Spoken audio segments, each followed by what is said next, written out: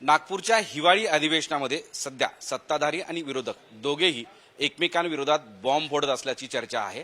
त्यातच आता एक नवा बॉम्ब आलाय, तो म्हणजे औरंगाबादचे खासदार इम्तियाज जलील यांचा। काय नेमका तो बॉम्ब आहे आणि त्या बॉम्ब नंतर ते एसआयटीची सुद्धा मागणी करतायत, त्यांच्याकडून जाणून घेऊयात काय बॉम्ब आहे तुमचा तिसरा। काय आहे की मागच्या काही वर्षामध्ये जे इंडस्ट्रियल लँड होतं महाराष्ट्रामध्ये, विशेषकर औरंगाबाद, पुणे, नागपूर, मुंबई, ठाणे सारख्या ठिकाणी, तर त्या इंडस्ट्रियल लँडच्या जे स्टेटस चेंज करण्यात आलं होतं की समजा मला इंडस्ट्रियल लँड देण्यात आली, मी काही वर्ष ते चालवतो आणि त्याच्यानंतर एक ऍप्लिकेशन देतो मंत्री साहेबांना की मला आता इंडस्ट्री चालवायची नाही, मला हे कमर्शियल ऍक्टिव्हिटीसाठी हे जागा पाहिजे करके, मग ते इंडस्ट्री बंद करतो आणि तिथे मॉल उभा करतो। किंवा अनेक असे प्रकरण आहे की लँड इंडस्ट्रीसाठी घेतली आणि मग त्याचं कन्व्हर्जन कशासाठी, रेसिडेन्शियलसाठी केलं की मला माझा बंगला बांधायचे आहे। जेव्हा आपण इंडस्ट्रियल लँड देतं तर ते सबसिडाइज रेटमध्ये देतं, ते इंडस्ट्रीवाला त्याच्यावर सबसिडी काढतो आणि काही वर्षांनंतर त्याला सिक डिक्लेअर करतो आणि त्याच्यानंतर हे सगळं गोडबंगाल सुरू होतं।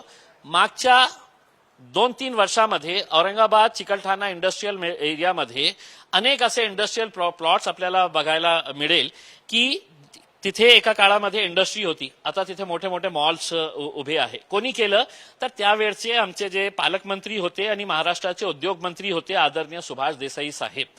तर जेव्हा मला कळालं की इतकं इंडस्ट्री कशा काय चेंज होऊ राहिली, तर मी त्याच्यामध्ये सखोल चौकशी केली। पूर्व पत्रकार होतो 24 वर्ष, म्हणून चौकशी केल्यानंतर मला असं कळालं की सुभाष देसाई साहेबांचा एक मुलगा होता आणि तो आपल्या एजंट्स सोडलं होतं। औरंगाबादमध्ये एक बिल्डर होतं, त्याला हे ठेका देण्यात आलं होतं की असे किती लँड्स आहे तू आयडेंटिफाय कर आणि एक एक प्लॉटच्या कन्व्हर्जनसाठी आम्हाला 2 कोटी रुपये आपल्याला तुम्हाला द्यावा लागणार आहे, आणि त्यांनी ते जमा करायला सुरुवात केली होती।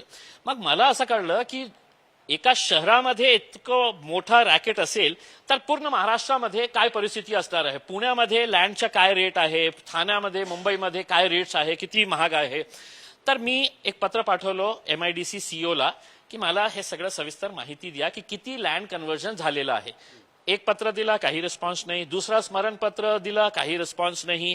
4 महिन्यानंतर तिसरा स्मरणपत्र दिला, काही रिस्पॉन्स नाही। म्हणजे याचा अर्थ स्पष्ट झाला मला की त्यांना काही लपवायचं आहे। आणि आता जेव्हा मागच्या एका आठवड्यामध्ये महाराष्ट्र विधानसभेमध्ये मी सगळे मोठे मोठे नेते, ते अजितदादा असू द्या, उद्धव ठाकरे साहेब असू द्या, एकनाथ शिंदे साहेब असू द्या किंवा आपले देवेंद्र फडणवीस साहेब असू द्या, भ्रष्टाचाराच्या विरोधात आपल्याला लढा द्यायचा आहे।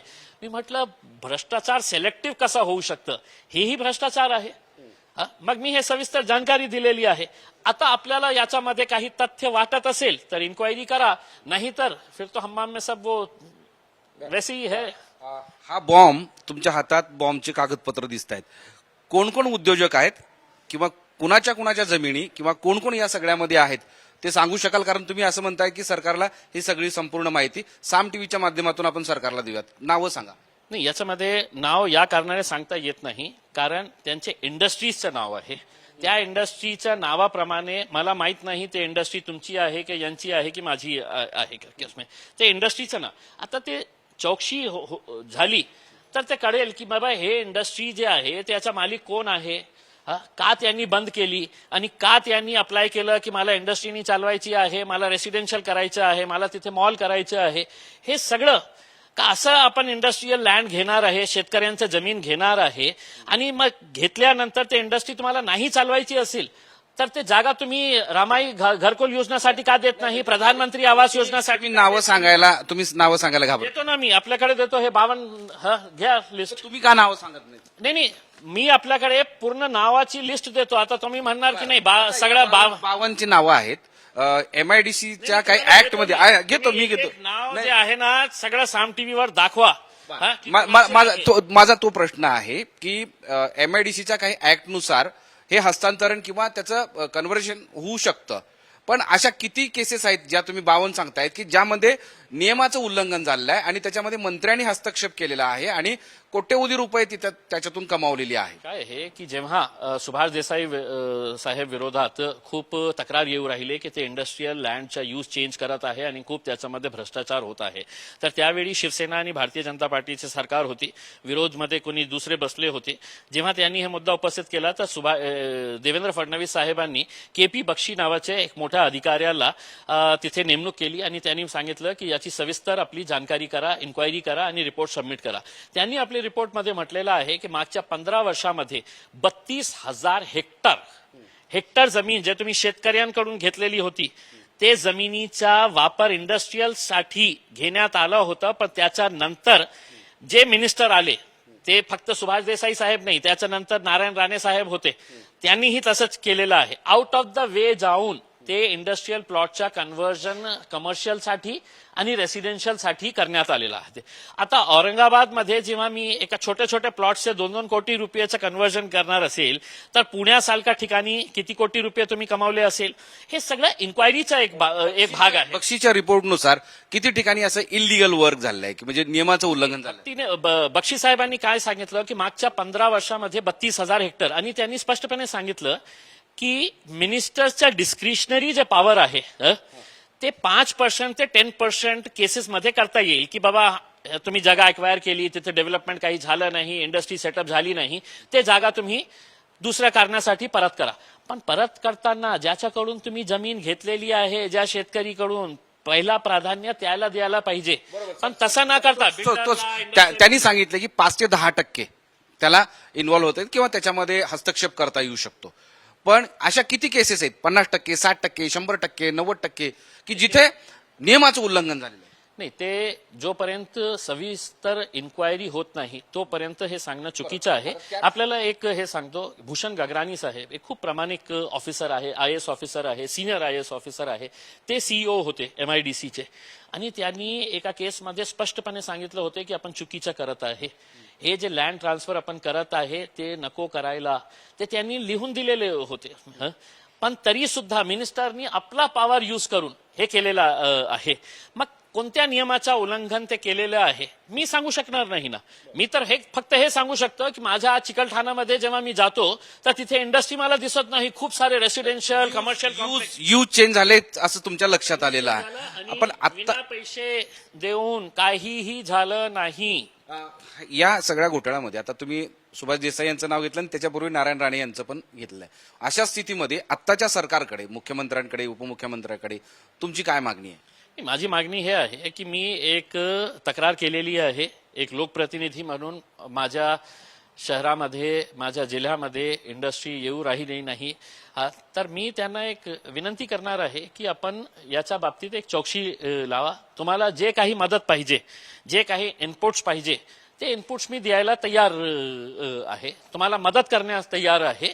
तुम्हाला असं वाटत असेल की यामध्ये भ्रष्टाचार झालेला आहे तर, आणि माझा विश्वास का होऊ राहिला की जेव्हा मी टीव्हीमध्ये बघत आहे, बघा ना किती चांगलं मला वाटत आहे की सगळे जे मोठे मोठे नेते आहे, अजितदादा, आपले एकनाथ शिंदे साहेब, देवेंद्र फडणवीस साहेब, आपले उद्धव ठाकरे साहेब भ्रष्टाचाराच्या विरोधात किती जोराने ते लढत आहे. मला असं वाटलं की बाबा ते लढत आहे तर काहीतरी एक उमेद. तुम्ही म्हणताय की काही असेल तर चेक करा, पण त्याच्या अगोदर असं म्हणाले की हा बॉम्ब आहे, हा बॉम्ब खरंच असेल का फुसका फटाका असेल, आणि या बॉम्ब मधून कोण कोणाला जेलची हवा खावी लागणार आहे? नाही, मी असं काही बॉम्ब काही हे नाही आहे. मी तुम्ही सुरुवातीलाच म्हणाले की तुम्ही म्हणाले की माझा एक बॉम्ब आहे. नाही, त्यांनी मतलब जे काय आहे की दररोज की आम्ही एक बॉम्ब फोडत आहे, मग ते सामन्यावाला म्हणतं की ते फुसकी बॉम्ब आहे, ते म्हणतं नाही आम्ही सुतली बॉम्ब फोडत आहे. तर तुम्ही काहीही समजा, कोणत्या प्रकारचा बॉम्ब आहे ते तुम्ही ठरवा.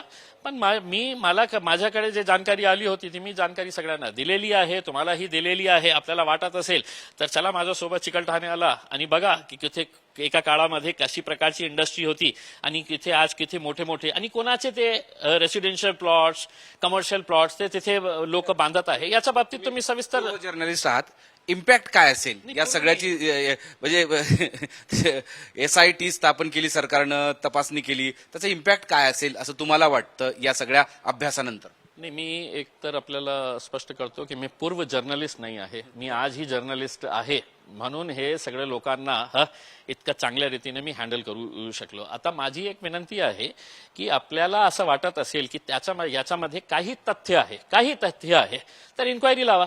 मी असं म्हटलेलं आहे की 60 प्लॉट्स औरंगाबादचे, बहुतेक ते 60 नाही 10 निघतील. मग याचा अर्थ हे होणार आहे का नाही ते त्यांनी 10 आउट ऑफ द वे जाऊन केलेलं आहे तर त्यांना राहू द्या करके.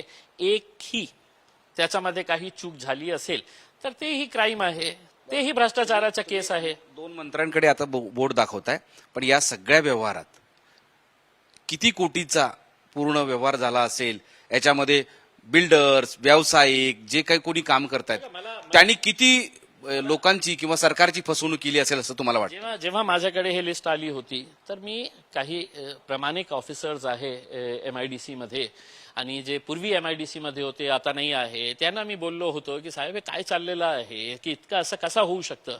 तर त्यांनी मला सांगितलं होतं त्यावेळी कि साहेब कम से कम 1,000 करोड़ रुपये का ये मामला निकलेगा करके उसमें. त्यांनी म्हटलेलं होते. आता ते 1000 ही होऊ शकतं, 800 ही होऊ शकतं किंवा 100 ही होऊ शकतं, मला माहित नाही आहे. आता ते चौकशी करा तुम्ही. आणि बहुतेक पॉसिबिलिटी हेही होऊ शकतं की 1000 कोटीपेक्षा जास्त पण निघू शकतं ते. थँक्यू. एकूण जमिनीच्या वापराचा बदल करून जो काही घोटाळा झालाय त्याची SIT स्थापन करावी आणि चौकशी करावी अशी मागणी केली आहे. त्यामुळे बघूयात की आता सत्ताधारी आणि विरोधक या बॉम्बकडे कसं बघतात. मोहम्मद इरफानचा माधव सावरगावे, साम TV, औरंगाबाद.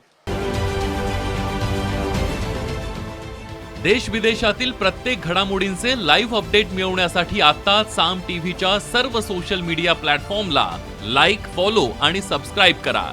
तसंच सर्व नोटिफिकेशनसाठी बेल आयकॉन प्रेस करायला विसरू नका.